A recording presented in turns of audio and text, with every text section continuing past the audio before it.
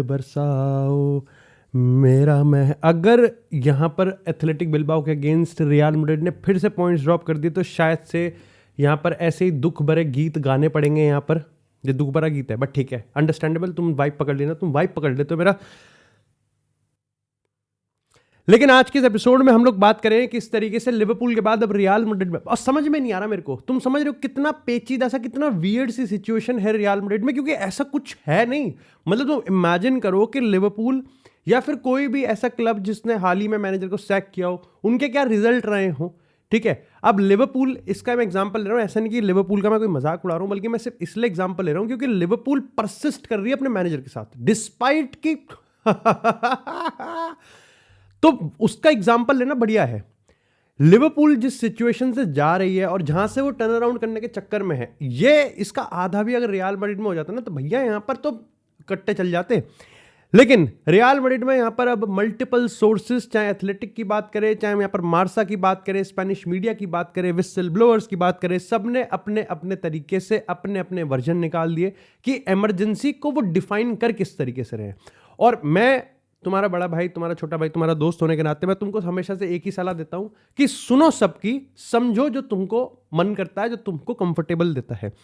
देखो, सबसे पहले तो मैं यहां पर इसको क्लियर आउट कर देता हूं कि मैं इस वीडियो में जितनी भी सिचुएशंस बताने वाला हूं उस पर सब पे भरोसा करने की जरूरत नहीं है तब तक जब तक तुमको लगता है कि सेंस नहीं बनाता। बाकी मैं खुद भी बता दूंगा कि मैं किस पे भरोसा कर रहा हूं, किस पे नहीं भरोसा कर रहा। सबसे पहले यहां पर मोस्ट रिलायबल और एथलेटिक, जिसके सबसे ज्यादा सोर्सेज हैं रियल मैड्रिड में, उससे ही बात करते हैं। उन्होंने यहां पर इस सिचुएशन का हवाला देते हुए यह जरूर कह दिया कि भैया देखो, इमरजेंसी कंसर्न तो है, यहां पर मीटिंग होगी और जरूर होगी, और यहां तक कि आप कह सकते हो कि बिल्बाओ के मैच के बाद होने के ज्यादा चांसेस है इसके, और जहां पर इस चीज को टटोला जाएगा, इस चीज का एक मॉनिटरिंग होगी कि यहां पर रियल मैड्रिड में मल्टीपल लेवल पे चीजें खराब चल क्यों रही हैं। उन्होंने इस चीज को जरूर माना कि यहां पर जाबी अलोंसो के अंडर रियल मैड्रिड जिस तरीके से एक बहुत ही ब्राइट स्टार्ट ले रही थी, अब वो कहीं ना कहीं डल होता हुआ जा रहा है। ऐसे में यहां पर रियल मैड्रिड ला लीगा में पिछले 3 गेम कंसेक्यूटिव ड्रॉ, जिसमें हम बात करें राय वायोकेन के अगेंस्ट 0-0, एल्चे के अगेंस्ट 2-2, और अब यहां पर आप कह सकते हो जिरोना के अगेंस्ट 1-1। ये वो मैचेस हैं जहां पर रियल मैड्रिड को जीतना चाहिए था और अपनी जो बढ़त है, अपनी जो लीड है, वो और मेंटेन करके रखनी चाहिए थी, ना कि वो लीड को यहां पर बार्सिलोना को सैक्रिफाइस करना चाहिए था, जो कि अगेन तुम कह सकते हो कि बार्सिलोना अपने लेवल पर बहुत ज्यादा स्ट्रगल कर रही है क्योंकि उनके प्लेयर्स नहीं है। ठीक है, यहां पर उनका जो मैनेजर है वो अपने आइडियल सिस्टम में बिल्कुल प्रॉपर उसको एग्जीक्यूट करना चाहता है, लेकिन अब वो धीरे धीरे वापसी कर रहे हैं। ऐसे में ये बहुत इंपॉर्टेंट है कि रियल मैड्रिड भाई अपना वो जो खोया हुआ स्पार्क है वो जगाए, और जाबी अलोंसो फिलहाल के तौर पे तो इस चीज को बिल्कुल ही यहां पर सॉल्व करता हुआ नहीं दिख रहा है। इसी के साथ एथलेटिक में ये भी लिखा गया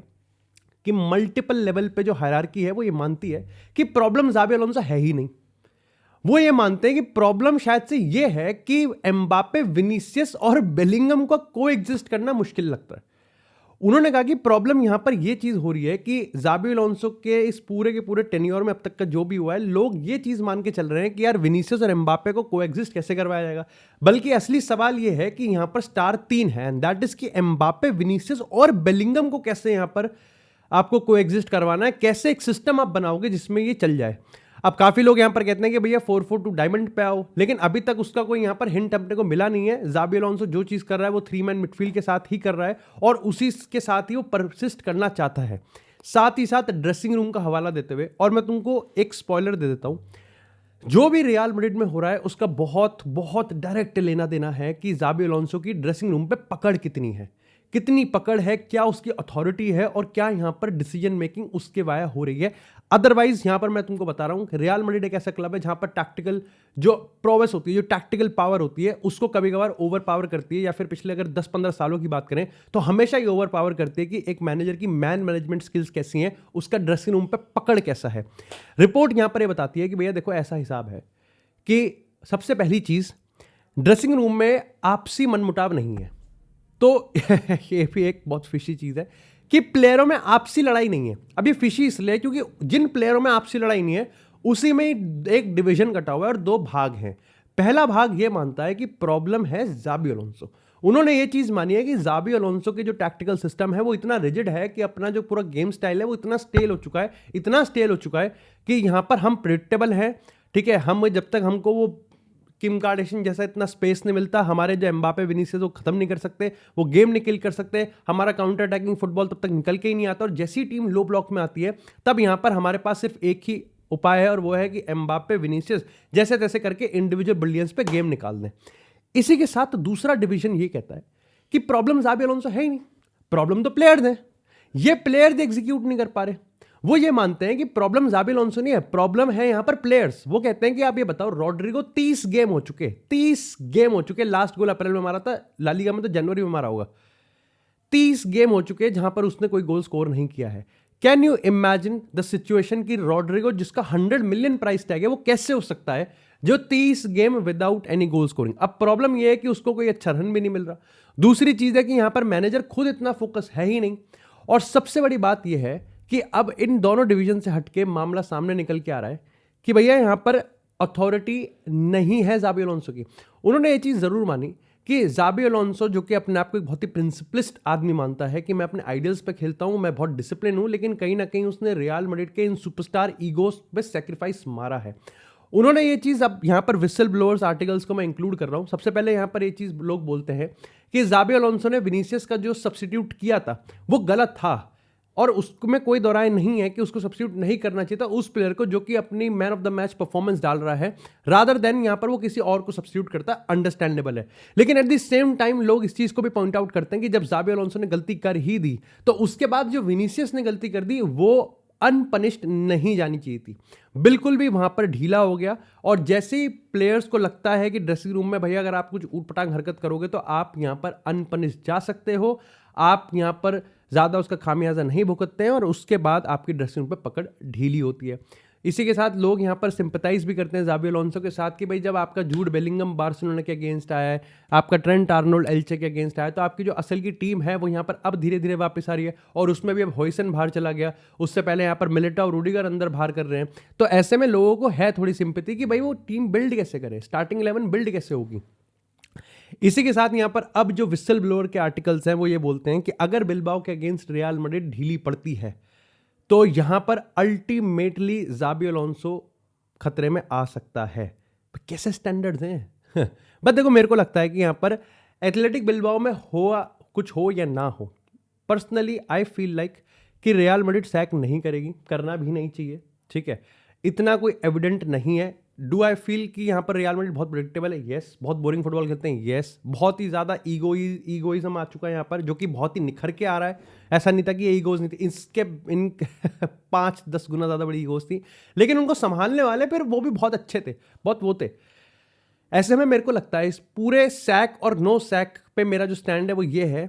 कि इतना सारा पैसा इन्वेस्ट करने के बाद, ठीक है, इतनी बड़ी ईगोज को अपने ड्रेसिंग रूम में रखने के बाद, ठीक है, और पूरी तरीके से बैक करने के बाद एक सिचुएशन ऐसी है जहां पर रियल मैड्रिड सोच पे मजबूर हो सकती है, और वो है कि अगर यहां पर ट्रॉफीज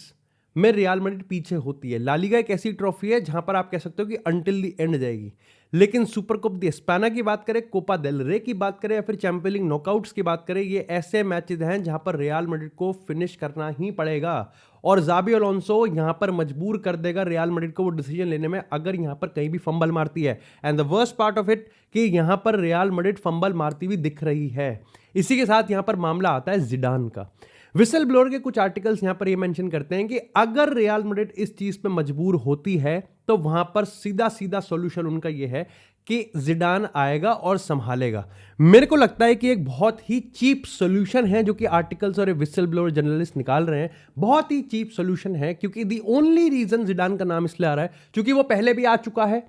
दूसरी चीज वो फ्री है, और तीसरी चीज कि यहां पर वो इस एजेंडा को पुश करता है कि ज़ाबी अलोंसो चलता बनेगा।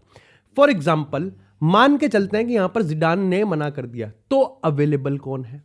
रियल मैड्रिड के लेवल पे अवेलेबल कौन है? जब अवेलेबल ही नहीं होगा तो ज़ाबी अलोंसो सैक का एजेंडा नहीं चलेगा। लेकिन एक बार को मान के भी चलते हैं कि यहां पर जिडान आ जाएगा। जब हमको पता है, तुमको पता है, जिडान को पता है, किम कार्डेशियन को पता है कि जिडान 2026 वर्ल्ड कप के बाद फ्रांस की जॉब लेने वाला है, तो उसके बाद क्या होगा रियल मैड्रिड का? क्या किसी ने सोचा है?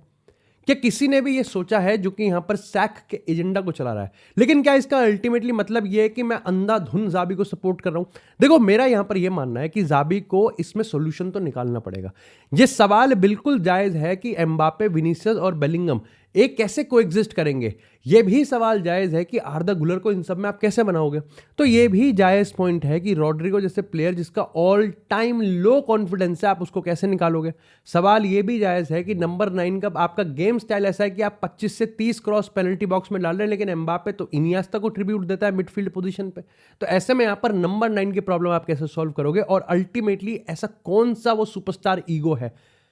जिस पे जाबी अलोंसो अपनी अथॉरिटी जमा सकता है। रिगार्डिंग जिडान, मेरे को लगता है कि ये बात too far to do right now वाली बात है, कि अभी दूर की बात है, इतना नहीं हुआ है। अल्टीमेटली 2 गेम हम और हारे या 2 गेम हमने और स्लिप किया,